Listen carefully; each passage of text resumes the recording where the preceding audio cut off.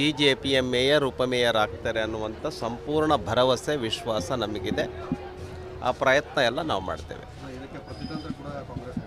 ಮಾಡ್ಬೋದು, ಅವ್ರದ್ದು ಸರ್ಕಾರ ಇದೆ, MB ಪಾಟೀಲ್ರಿದ್ದಾರೆ ಇಲ್ಲಿ ಸಚಿವರು ಎಲ್ಲ ಇದೆ, ಆದರೆ ಬಹುಮತ ನಮಗಿದೆ. ಆ ಹಿನ್ನೆಲೆಯಲ್ಲಿ ನಾವು ಹೇಳ್ತೇವೆ 100ಕ್ಕೆ 100 ನಮ್ಮ ಮಹಾನಗರ ಪಾಲಿಕೆಯಲ್ಲಿ ನಮ್ಮ ಸರ್ಕಾರ ಆಗುತ್ತೆ. ಬಹುಮತ ಬಿಜೆಪಿ ಇದ್ರೂ ಕೂಡ ಸರಾಸರಿ ಇಲ್ಲಿ ಏನಾಗೋದು ಅಂತಂದರೆ ಬಿಜೆಪಿ ಒಳ ಜಗಳ ಗುಂಪುಗಳಿಂದಲೇ. ಹಾಗಾಗಿ ಸಾಕಷ್ಟು ಅನುಭವ ಆಗಿದೆ. ಅನುಭವದಿಂದ ನಾವು ಪಾಠ ಕಲ್ತಿದ್ದೇವೆ. ಆ ಹಿನ್ನೆಲೆಯಲ್ಲಿ ಈ ಎಲ್ಲ ಅನುಭವಗಳಿಂದ ಪೆಟ್ಟು ತಿಂದಿದ್ದೇವೆ. ಎಲ್ಲೆಲ್ಲಿ ನಮಗೆ ಕಳೆದ ಬಾರಿ ಚುನಾವಣೆಗಳಲ್ಲಿ ತೊಂದರೆ ಆಗಿದೆ ಅನ್ನುವಂಥದ್ದನ್ನೆಲ್ಲವನ್ನು ಕೂಡ ನೆನಪಿನಲ್ಲಿಟ್ಕೊಂಡಿದ್ದೇವೆ. ಆ ನೆನಪಿನಲ್ಲಿಟ್ಕೊಂಡು ಪಾಠ ಕಲ್ತಿದ್ದೇವೆ. ಈ ಸಾರಿ ಮಹಾನಗರ ಪಾಲಿಕೆ ನಮ್ಮದಾಗತ್ತೆ. ಇಲ್ಲ, ಕೋರ್ಟಲ್ಲಿ ಏನು ಹೇಳಿದೆ, ಮತದಾನಕ್ಕೆ ಅವಕಾಶ ಕೊಟ್ಟಿದೆ, ರಿಸಲ್ಟನ್ನು ತಡೆ ಹಿಡಿಯೋದಕ್ಕೆ ಆದೇಶ ಮಾಡಿದೆ. ನೋಡೋಣ ಏನಾಗುತ್ತೆ ಅಂತ. ಅಲ್ಲ, ಈಗಂತೂ ಕೋರ್ಟ್ ಹೇಳಿದೆ. ಅಲ್ಲಲ್ಲ, ಇದಕ್ಕೆ ನಿಯಮಗಳಲ್ಲಿ ಅವಕಾಶ ಇದೆ. ನಿಯಮಗಳಲ್ಲಿ ಅವಕಾಶ ಇರೋದ್ರಿಂದನೇ ಸೇರಿಸಲಾಗಿದೆ. ನಿಯಮಗಳಲ್ಲಿ ಅವಕಾಶ ಇದೆ. There is a law. Sir, ಪ್ರತಿ ಸರಿ ಏನಾಗುತ್ತೆ ಅಂದರೆ ಇಲ್ಲಿ ಹೈಯೆಸ್ಟ್ ಬಿಜೆಪಿ ಸೀಟ್ ಇದ್ರು ಆಗಲ್ಲ ಅಂತೇಳಿ ಅದಕ್ಕೆ ಈಗ ಬೇರೆ ಅದಕ್ಕೆ ಸ್ಥಳೀಯ ನಾಯಕರ ಮೇಲೆ ಭರವಸೆ ಇಲ್ಲ ಅನ್ನೋ ಕಾರಣಕ್ಕೆ ಇಲ್ಲ ಇದೆ. ನಮ್ಮ MP ಅವರಿದ್ದಾರೆ, ನಮ್ಮ MLA ಸ್ಥಳೀಯವಾಗಿ ನಮ್ಮ ಶಾಸಕರು ಬಸವನಗೌಡರಿದ್ದಾರೆ, ಜಿಗಜಿಣಗಿ ಅವರಿದ್ದಾರೆ, ನಾವಿದ್ದೀವಿ, ನಮ್ಮ ಮಹಾನಗರ ಪಾಲಿಕೆ ಸದಸ್ಯರಿದ್ದೀವಿ. ನಾವೆಲ್ಲ ಒಟ್ಟಾಗಿದ್ದೇವೆ. ಈ ಸಾರಿ ಯುನಿಟಿಯಿಂದ, ಏಕತೆಯಿಂದ, ಒಗ್ಗಟ್ಟಿನಿಂದ ಮಹಾನಗರ ಪಾಲಿಕೆ ನಮ್ಮದನ್ನಾಗಿ ಮಾಡ್ಕೊಳ್ತೇವೆ. ರಾಜ್ಯಾಧ್ಯಕ್ಷ ಚುನಾವಣೆ ಕೂಡ ಇದೇ ಒಗ್ಗಟ್ಟು ಇರ್ತದಾ ಅಥವಾ ಇಲ್ಲ ಸರ್? 100ಕ್ಕೆ 100. ಸ್ವಲ್ಪ ಪಾರ್ಟಿ ಅಂದಮೇಲೆ, ಮನೆ ಅಂದಮೇಲೆ ದೋಸೆ ಹಾಕಬೇಕಾದ್ರೆ ಇರುತ್ತೆ, ಸಮಸ್ಯೆಗಳಿರುತ್ತೆ, ಇಲ್ಲ ಅಂತ ನಾನು ಹೇಳಕ್ಕೆ ಹೋಗೋದಿಲ್ಲ. ಸಮಸ್ಯೆಗಳಿದೆ, ಇದನ್ನು ಸರಿಪಡಿಸ್ಕೊಳ್ತೇವೆ, ಎಲ್ಲ ಒಟ್ಟಾಗ್ತೇವೆ. ಏನು ಸರ್ಕಾರ ದುರಾಡಳಿತವನ್ನೇ ನಡೆಸ್ತಾ ಇದೆ. ಫಾರ್ ಎಕ್ಸಾಂಪಲ್ ನೋಡಿದ್ದೀರಿ ನೀವು, ಮೈಕ್ರೋ ಫೈನಾನ್ಸ್ ಏನಾಗ್ತಾ ಇದೆ. 7,80,000 ಜನ ದೂರುಗಳನ್ನು ಸಲ್ಲಿಸಿರ್ತಕ್ಕಂಥದ್ದು. 7,80,000 ಜನ ದೂರುಗಳನ್ನು ಸಲ್ಲಿಸಿದ್ದಾರೆ. ನಮ್ಮ ಕರ್ನಾಟಕದ ಜನ, ತಾಯಂದರು, ಮಹಿಳೆಯರು ತಾಳಿಯನ್ನು ಮುಖ್ಯಮಂತ್ರಿಗಳಿಗೆ ಕಳಿಸ್ಕೊಡ್ತಾರೆ, ನಮ್ಮನ್ನು ರಕ್ಷಣೆ ಮಾಡಿ ಅಂಥೇಳಿ. ಅಂದರೆ 7,80,000 ಜನ ದೂರು ಸಲ್ಲಿಸಿದ್ರು ಕೂಡ ಏನು ಕ್ರಮ ತೆಗೆದುಕೊಳ್ಳೋದಿಲ್ಲ ಇದೆ ಅಂತ ಹೇಳಿದರೆ, ಈ ಸರ್ಕಾರ ಒಂದು ರೀತಿ ಕುಂಭಕರ್ಣನ ನಿದ್ರೆಯಲ್ಲಿದೆ. ನಾಚಿಕೆಗೆಟ್ಟಂಥ ನಿರ್ಲಜ್ಜ ಸರ್ಕಾರ.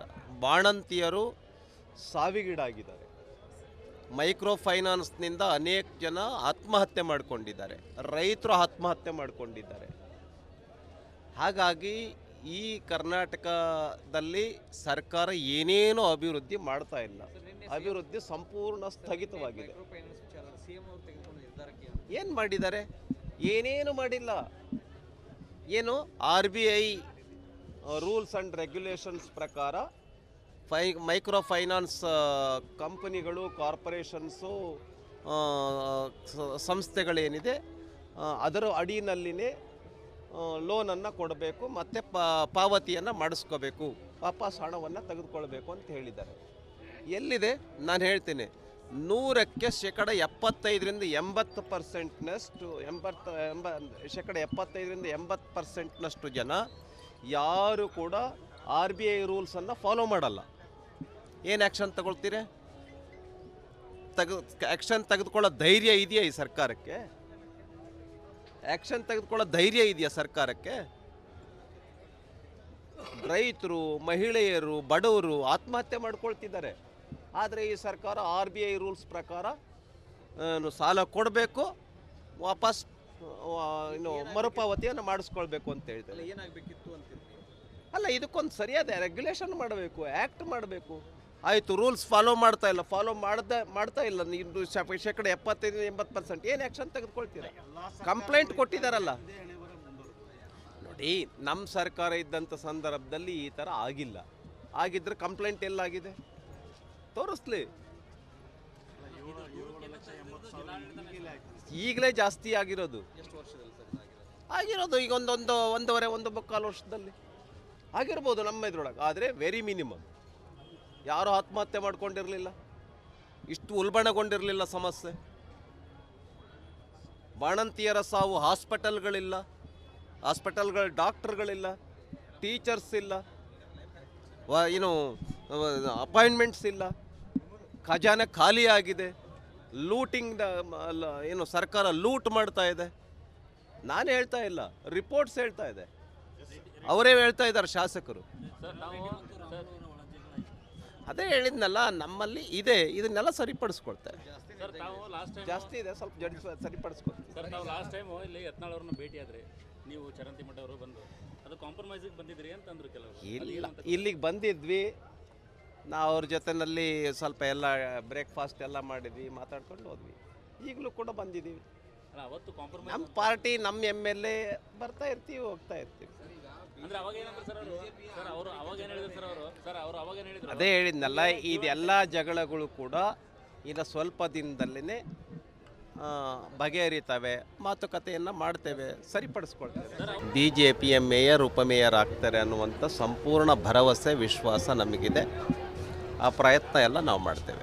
ಇದಕ್ಕೆ ಪ್ರತಿತಂತ್ರ ಕೂಡ ಕಾಂಗ್ರೆಸ್ ಮಾಡ್ಬೋದು, ಅವ್ರದ್ದು ಸರ್ಕಾರ ಇದೆ, MB ಪಾಟೀಲ್ರಿದ್ದಾರೆ ಇಲ್ಲಿ, ಸಚಿವರು ಎಲ್ಲ ಇದೆ, ಆದರೆ ಬಹುಮತ ನಮಗಿದೆ. ಆ ಹಿನ್ನೆಲೆಯಲ್ಲಿ ನಾವು ಹೇಳ್ತೇವೆ 100ಕ್ಕೆ 100 ನಮ್ಮ ಮಹಾನಗರ ಪಾಲಿಕೆಯಲ್ಲಿ ನಮ್ಮ ಸರ್ಕಾರ ಆಗುತ್ತೆ. ಬಹುಮತ BJP ಇದ್ರೂ ಕೂಡ ಸರಾಸರಿ ಇಲ್ಲಿ ಏನಾಗೋದು ಅಂತಂದರೆ BJP ಒಳ ಜಗಳ ಗುಂಪುಗಳಿಂದಲೇ. ಹಾಗಾಗಿ ಸಾಕಷ್ಟು ಅನುಭವ ಆಗಿದೆ, ಅನುಭವದಿಂದ ನಾವು ಪಾಠ ಕಲ್ತಿದ್ದೇವೆ. ಆ ಹಿನ್ನೆಲೆಯಲ್ಲಿ ಈ ಎಲ್ಲ ಅನುಭವಗಳಿಂದ ಪೆಟ್ಟು ತಿಂದಿದ್ದೇವೆ. ಎಲ್ಲೆಲ್ಲಿ ನಮಗೆ ಕಳೆದ ಬಾರಿ ಚುನಾವಣೆಗಳಲ್ಲಿ ತೊಂದರೆ ಆಗಿದೆ ಅನ್ನುವಂಥದ್ದನ್ನೆಲ್ಲವನ್ನು ಕೂಡ ನೆನಪಿನಲ್ಲಿ ಇಟ್ಕೊಂಡಿದ್ದೇವೆ. ಆ ನೆನಪಿನಲ್ಲಿ ಇಟ್ಕೊಂಡು ಪಾಠ ಕಲ್ತಿದ್ದೇವೆ. ಈ ಸಾರಿ ಮಹಾನಗರ ಪಾಲಿಕೆ ನಮ್ಮದಾಗತ್ತೆ. ಇಲ್ಲ, ಕೋರ್ಟಲ್ಲಿ ಏನು ಹೇಳಿದೆ, ಮತದಾನಕ್ಕೆ ಅವಕಾಶ ಕೊಟ್ಟಿದೆ, ರಿಸಲ್ಟನ್ನು ತಡೆ ಹಿಡಿಯೋದಕ್ಕೆ ಆದೇಶ ಮಾಡಿದೆ. ನೋಡೋಣ ಏನಾಗುತ್ತೆ ಅಂತ. ಅಲ್ಲ, ಈಗಂತೂ ಕೋರ್ಟ್ ಹೇಳಿದೆ. ಅಲ್ಲಲ್ಲ, ಇದಕ್ಕೆ ನಿಯಮಗಳಲ್ಲಿ ಅವಕಾಶ ಇದೆ. ನಿಯಮಗಳಲ್ಲಿ ಅವಕಾಶ ಇರೋದ್ರಿಂದಲೇ ಸೇರಿಸಲಾಗಿದೆ. ನಿಯಮಗಳಲ್ಲಿ ಅವಕಾಶ ಇದೆ. There is a law. Sir, ಪ್ರತಿ ಸರಿ ಏನಾಗುತ್ತೆ ಅಂದರೆ ಇಲ್ಲಿ ಹೈಯೆಸ್ಟ್ BJP ಸೀಟ್ ಇದ್ರು ಆಗಲ್ಲ ಅಂತೇಳಿ ಅದಕ್ಕೆ ಈಗ ಅದಕ್ಕೆ ಸ್ಥಳೀಯ ನಾಯಕರ ಮೇಲೆ ಭರವಸೆ ಇಲ್ಲ ಅನ್ನೋ ಕಾರಣಕ್ಕೆ. ಇಲ್ಲ ಇದೆ. ನಮ್ಮ MP ಅವರಿದ್ದಾರೆ, ನಮ್ಮ MLA ಸ್ಥಳೀಯವಾಗಿ ನಮ್ಮ ಶಾಸಕರು ಬಸವನಗೌಡರಿದ್ದಾರೆ, ಜಿಗಜಿಣಗಿ ಅವರಿದ್ದಾರೆ, ನಾವಿದ್ದೀವಿ, ನಮ್ಮ ಮಹಾನಗರ ಪಾಲಿಕೆ ಸದಸ್ಯರಿದ್ದೀವಿ. ನಾವೆಲ್ಲ ಒಟ್ಟಾಗಿದ್ದೇವೆ. ಈ ಸಾರಿ ಯುನಿಟಿಯಿಂದ, ಏಕತೆಯಿಂದ, ಒಗ್ಗಟ್ಟಿನಿಂದ ಮಹಾನಗರ ಪಾಲಿಕೆ ನಮ್ಮದನ್ನಾಗಿ ಮಾಡ್ಕೊಳ್ತೇವೆ. ರಾಜ್ಯಾಧ್ಯಕ್ಷ ಚುನಾವಣೆ ಕೂಡ ಇದೆ ಇರ್ತದಾ ಅಥವಾ ಇಲ್ಲ ಸರ್? 100ಕ್ಕೆ 100. ಸ್ವಲ್ಪ ಪಾರ್ಟಿ ಅಂದಮೇಲೆ, ಮನೆ ಅಂದಮೇಲೆ ದೋಸೆ ಹಾಕಬೇಕಾದ್ರೆ ಇರುತ್ತೆ, ಸಮಸ್ಯೆಗಳಿರುತ್ತೆ, ಇಲ್ಲ ಅಂತ ನಾನು ಹೇಳಕ್ಕೆ ಹೋಗೋದಿಲ್ಲ. ಸಮಸ್ಯೆಗಳಿದೆ, ಇದನ್ನು ಸರಿಪಡಿಸ್ಕೊಳ್ತೇವೆ, ಎಲ್ಲ ಒಟ್ಟಾಗ್ತೇವೆ. ಏನು ಸರ್ಕಾರ ದುರಾಡಳಿತವನ್ನೇ ನಡೆಸ್ತಾ ಇದೆ. ಫಾರ್ ಎಕ್ಸಾಂಪಲ್ ನೋಡಿದ್ದೀರಿ ನೀವು, ಮೈಕ್ರೋ ಫೈನಾನ್ಸ್ ಏನಾಗ್ತಾ ಇದೆ. 7,80,000 ಜನ ದೂರುಗಳನ್ನು ಸಲ್ಲಿಸಿರ್ತಕ್ಕಂಥದ್ದು. 7,80,000 ಜನ ದೂರುಗಳನ್ನು ಸಲ್ಲಿಸಿದ್ದಾರೆ. ನಮ್ಮ ಕರ್ನಾಟಕದ ಜನ, ತಾಯಂದರು, ಮಹಿಳೆಯರು ತಾಳಿಯನ್ನು ಮುಖ್ಯಮಂತ್ರಿಗಳಿಗೆ ಕಳಿಸ್ಕೊಡ್ತಾರೆ, ನಮ್ಮನ್ನು ರಕ್ಷಣೆ ಮಾಡಿ ಅಂಥೇಳಿ. ಅಂದರೆ 7,80,000 ಜನ ದೂರು ಸಲ್ಲಿಸಿದ್ರು ಕೂಡ ಏನು ಕ್ರಮ ತೆಗೆದುಕೊಳ್ಳೋದಿಲ್ಲ ಅಂತ ಹೇಳಿದರೆ, ಈ ಸರ್ಕಾರ ಒಂದು ರೀತಿ ಕುಂಭಕರ್ಣನ ನಿದ್ರೆಯಲ್ಲಿದೆ.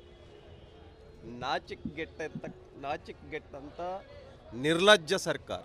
ಬಾಣಂತಿಯರು ಸಾವಿಗೀಡಾಗಿದ್ದಾರೆ. ಮೈಕ್ರೋ ಫೈನಾನ್ಸ್ನಿಂದ ಅನೇಕ ಜನ ಆತ್ಮಹತ್ಯೆ ಮಾಡಿಕೊಂಡಿದ್ದಾರೆ, ರೈತರು ಆತ್ಮಹತ್ಯೆ ಮಾಡಿಕೊಂಡಿದ್ದಾರೆ. ಹಾಗಾಗಿ ಈ ಕರ್ನಾಟಕದಲ್ಲಿ ಸರ್ಕಾರ ಏನೇನೋ ಅಭಿವೃದ್ಧಿ ಮಾಡ್ತಾ ಇಲ್ಲ. ಅಭಿವೃದ್ಧಿ ಸಂಪೂರ್ಣ ಸ್ಥಗಿತವಾಗಿದೆ. ಏನು ಮಾಡಿದ್ದಾರೆ? ಏನೇನು ಮಾಡಿಲ್ಲ. ಏನು RBI ರೂಲ್ಸ್ ಆ್ಯಂಡ್ ರೆಗ್ಯುಲೇಷನ್ಸ್ ಪ್ರಕಾರ ಮೈಕ್ರೋ ಫೈನಾನ್ಸ್ ಕಂಪನಿಗಳು, ಕಾರ್ಪೊರೇಷನ್ಸು, ಸಂಸ್ಥೆಗಳೇನಿದೆ ಅದರ ಅಡಿನಲ್ಲಿನೇ ಲೋನನ್ನು ಕೊಡಬೇಕು ಮತ್ತು ಪಾವತಿಯನ್ನು ಮಾಡಿಸ್ಕೋಬೇಕು ವಾಪಸ್ ಹಣವನ್ನು ತೆಗೆದುಕೊಳ್ಬೇಕು ಅಂತ ಹೇಳಿದ್ದಾರೆ. ಎಲ್ಲಿದೆ? ನಾನು ಹೇಳ್ತೀನಿ, 100ಕ್ಕೆ ಶೇಕಡ 75-80%ನಷ್ಟು 75-80%ನಷ್ಟು ಜನ ಯಾರು ಕೂಡ RBI ರೂಲ್ಸನ್ನು ಫಾಲೋ ಮಾಡಲ್ಲ. ಏನು ಆ್ಯಕ್ಷನ್ ತಗೊಳ್ತೀರಿ? ಆ್ಯಕ್ಷನ್ ತೆಗೆದುಕೊಳ್ಳೋ ಧೈರ್ಯ ಇದೆಯಾ ಈ ಸರ್ಕಾರಕ್ಕೆ? ಆ್ಯಕ್ಷನ್ ತೆಗೆದುಕೊಳ್ಳೋ ಧೈರ್ಯ ಇದೆಯಾ ಸರ್ಕಾರಕ್ಕೆ? ರೈತರು, ಮಹಿಳೆಯರು, ಬಡವರು ಆತ್ಮಹತ್ಯೆ ಮಾಡ್ಕೊಳ್ತಿದ್ದಾರೆ. ಆದರೆ ಈ ಸರ್ಕಾರ RBI ರೂಲ್ಸ್ ಪ್ರಕಾರ ಸಾಲ ಕೊಡಬೇಕು, ವಾಪಸ್ ಮರುಪಾವತಿಯನ್ನು ಮಾಡಿಸ್ಕೊಳ್ಬೇಕು ಅಂತ ಹೇಳ್ತಾರೆ. ಏನಾಗಬೇಕಿತ್ತು ಅಂತೀರಿ? ಅಲ್ಲ, ಇದಕ್ಕೊಂದು ಸರಿಯಾದ ರೆಗ್ಯುಲೇಷನ್ ಮಾಡಬೇಕು, ಆ್ಯಕ್ಟ್ ಮಾಡಬೇಕು. ಆಯಿತು, ರೂಲ್ಸ್ ಫಾಲೋ ಮಾಡ್ತಾ ಇಲ್ಲ ನೀವು ಶೇಕಡ 75-80%. ಏನು ಆ್ಯಕ್ಷನ್ ತೆಗೆದುಕೊಳ್ತೀರಾ? ಕಂಪ್ಲೇಂಟ್ ಕೊಟ್ಟಿದ್ದಾರಲ್ಲ. ನೋಡಿ, ನಮ್ಮ ಸರ್ಕಾರ ಇದ್ದಂಥ ಸಂದರ್ಭದಲ್ಲಿ ಈ ಥರ ಆಗಿಲ್ಲ. ಆಗಿದ್ದರೆ ಕಂಪ್ಲೇಂಟ್ ಎಲ್ಲಾಗಿದೆ ತೋರಿಸ್ಲಿ. ಈಗಲೇ ಜಾಸ್ತಿ ಆಗಿರೋದು. ಎಷ್ಟು ವರ್ಷದಲ್ಲಿ ಸರ್ ಆಗಿರೋದು ಈಗ ಒಂದು 1.5 ವರ್ಷದಲ್ಲಿ ಆಗಿರ್ಬೋದು ನಮ್ಮ ಇದ್ರೊಳಗೆ. ಆದರೆ ವೆರಿ ಮಿನಿಮಮ್. ಯಾರೂ ಆತ್ಮಹತ್ಯೆ ಮಾಡ್ಕೊಂಡಿರಲಿಲ್ಲ, ಇಷ್ಟು ಉಲ್ಬಣಗೊಂಡಿರಲಿಲ್ಲ ಸಮಸ್ಯೆ. ಬಾಣಂತಿಯರ ಸಾವು, ಹಾಸ್ಪಿಟಲ್ಗಳ ಡಾಕ್ಟರ್ಗಳಿಲ್ಲ, ಟೀಚರ್ಸ್ ಇಲ್ಲ, ಅಪಾಯಿಂಟ್ಮೆಂಟ್ಸ್ ಇಲ್ಲ, ಖಜಾನೆ ಖಾಲಿ ಆಗಿದೆ, ಲೂಟಿಂಗ್ ಸರ್ಕಾರ ಲೂಟ್ ಮಾಡ್ತಾ ಇದೆ. ನಾನು ಹೇಳ್ತಾ ಇಲ್ಲ, ರಿಪೋರ್ಟ್ಸ್ ಹೇಳ್ತಾ ಇದೆ, ಅವರೇ ಹೇಳ್ತಾ ಇದ್ದಾರೆ ಶಾಸಕರು. ಅದೇ ಹೇಳಿದ್ನಲ್ಲ, ನಮ್ಮಲ್ಲಿ ಇದೆ, ಇದನ್ನೆಲ್ಲ ಸರಿಪಡಿಸ್ಕೊಳ್ತಾರೆ. ಜಾಸ್ತಿ ಇದೆ, ಸ್ವಲ್ಪ ಸರಿಪಡಿಸ್ಕೊಳ್ತೀವಿ. ಸರ್, ನಾವು ಲಾಸ್ಟ್ ಟೈಮು ಇಲ್ಲಿ ಯತ್ನಾಳ್ ಅವ್ರನ್ನ ಭೇಟಿ ಆದ್ರಿ, ನೀವು ಚರಂತಿಮಠ ಅವರು ಬಂದು ಅದು ಕಾಂಪ್ರಮೈಸಿಗೆ ಬಂದಿದ್ರಿ ಅಂತಂದ್ರು ಕೆಲವರು. ಇಲ್ಲ, ಇಲ್ಲಿಗೆ ಬಂದಿದ್ವಿ ನಾವು, ಅವ್ರ ಜೊತೆನಲ್ಲಿ ಸ್ವಲ್ಪ ಎಲ್ಲ ಬ್ರೇಕ್ಫಾಸ್ಟ್ ಎಲ್ಲ ಮಾಡಿದ್ವಿ, ಮಾತಾಡ್ಕೊಂಡು ಹೋದ್ವಿ. ಈಗಲೂ ಕೂಡ ಬಂದಿದ್ದೀವಿ. ಅಲ್ಲ, ಅವತ್ತು ಕಾಂಪ್ರಮೈಸ್ ನಮ್ಮ ಪಾರ್ಟಿ, ನಮ್ಮ MLA ಬರ್ತಾ ಇರ್ತೀವಿ, ಹೋಗ್ತಾ ಇರ್ತೀವಿ. ಅಂದ್ರೆ ಅವಾಗ ಏನಂದ್ರೆ ಸರ್ ಅವರು ಅವಾಗ ಏನು ಹೇಳಿದ್ರು ಸರ್ ಅವರು ಅವಾಗ ಏನು ಹೇಳಿದ್ರು? ಅದೇ ಹೇಳಿದ್ನಲ್ಲ, ಇದೆಲ್ಲ ಜಗಳಗಳು ಕೂಡ ಇನ್ನು ಸ್ವಲ್ಪ ದಿನದಲ್ಲೇ ಬಗೆಹರಿತವೆ, ಮಾತುಕತೆಯನ್ನು ಮಾಡ್ತೇವೆ, ಸರಿಪಡಿಸ್ಕೊಳ್ತೇವೆ.